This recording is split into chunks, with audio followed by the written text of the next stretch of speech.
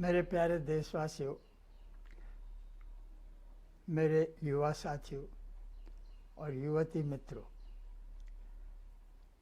इससे पहले हमने धर्मनिरपेक्षता और प्रियम्बल पर, राष्ट्रगान पर कुछ बातें की थी। आज मैं थोड़ा सा और उसको आगे बढ़ाऊंगा कि जहाँ तक सेक्युलर शब्द का जोड़ा जाना है हमारे प्रियम्बल में, प्रस्तावना में, हमारे जो संविधान निर्माता थे वो बहुत विद्वान थे, बहुत दूरदृष्टा थे, उनकी दृष्टि बहुत ऊंची थी, वो सब धार्मिक थे।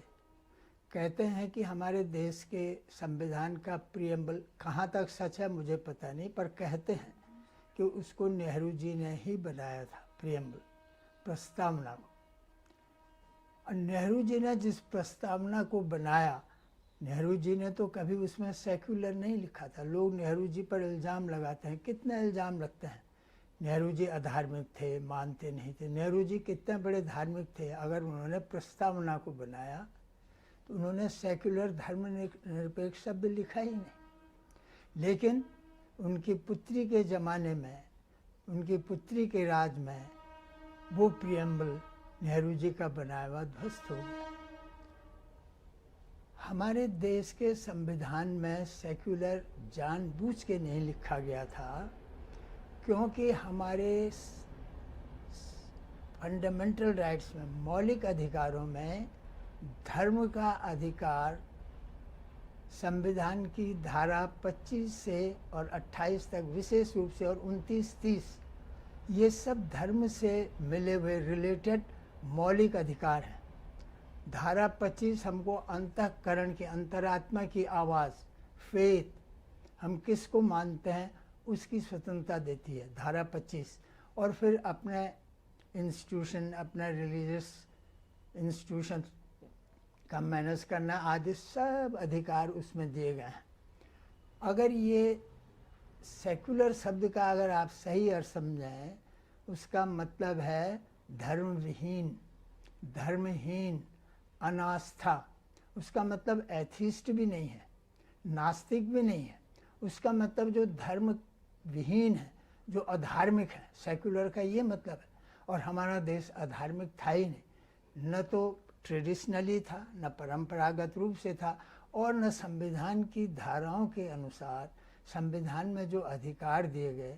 हमारा जो राष्ट्रगान है, जब उसमें अधिनायक जय हे जय हे जय हे कहा गया, तो साफ जाहिर है कि अधार्मिक तो देश हो ही नहीं सकता था। हमने जब राष्ट्रगीत की बात की, उसमें भी हमने सुजलाम वंदे मातरम, वंदे मातरम, सुजलाम सुफलाम मलयज शीतलाम सस्य श्यामलाम मातरम, वंदे मातरम की बात की, तो फिर अधार्मिक तो होने का प्रश्न ही नहीं था। इसलिए संविधान के अनुसार प्रस्तावना को संशोधित करने का अधिकार संसद को नहीं, ये तो एक बात है। लेकिन उसका दूसरा कारण ये भी है, दूसरा रीज़न ये है कि सेक्युलर, एक भारत जैसे धार्मिक देश में, आस्थावान देश में सेक्युलर शब्द आ ही नहीं सकता था, और इसीलिए हमारे संविधान निर्माताओं ने उस शब्द का प्रयोग ही नहीं किया। नंबर 1। नंबर 2, जहाँ तक राष्ट्रगान का संबंध है, आप ये बताएं, मैंने बात की थी जैसे उसमें आया सिंध, द्रविड़ जैसे, लेकिन उसमें आया जैसे मराठा। अब मराठा तो कोई राज्य भी नहीं है, कोई प्रदेश नहीं है। Maratha is a clan, it indicates racialism. ये तो जाति सूचक है, ये तो कबीलाई सूचक है। इसीलिए तो महाराष्ट्र में इतनी बातें होती हैं। उन्होंने मराठा लोगों के लिए रिजर्वेशन करे। मैंने अपनी पुस्तक में सुप्रीम कोर्ट के जजमेंट से 6 महीने पहले लिखा था कि ये असंवैधानिक है, और वो असंवैधानिक डिक्लेयर हुआ। लेकिन वो आज तक भी वो रेशलिज्म, वो क्लेनिज्म, वो कबीलाई जो मेंटलिटी है वो चल रही है। इसलिए हमने कहा कि भाई ये राष्ट्रगान देश में, हमारे अंदर, अंतःकरण में, हृदय में राष्ट्रभक्ति जागृत कर ही नहीं सकता है।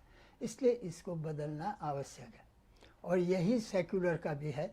जिस सेक्युलर को लेकर के आज इतना झगड़ा हो रहा है, इतनी बातें हो रही, वो बिल्कुल असंवैधानिक है, क्योंकि हमारे यहाँ अधिकार दिया गया है हम लोगों को।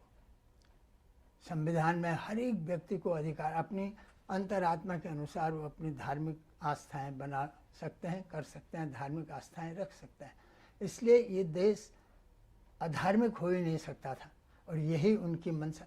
ये सेक्युलरिज्म जो है, ये हमारे संविधान की इंटेंशंस, उसकी मंशा, हमारे संविधान निर्माताओं की मंशा के भी खिलाफ है। It is against the intentions of the constitution. इसको मैं, इस सब्जेक्ट को यहीं आज समाप्त कर रहा हूँ। मैं अगले मुद्दे पर आऊँगा, जो कि काफ़ी गंभीर मुद्दा है। आप उस पर सोचें।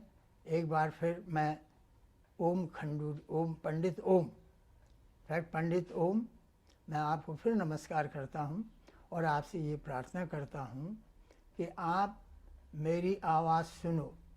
इस चैनल को यूट्यूब, और ये आपको फेसबुक में भी मिलेगी, यूट्यूब में तो मिलेगी ही, इसको सब्सक्राइब करें, शेयर करें और लाइक करें। बहुत बहुत धन्यवाद।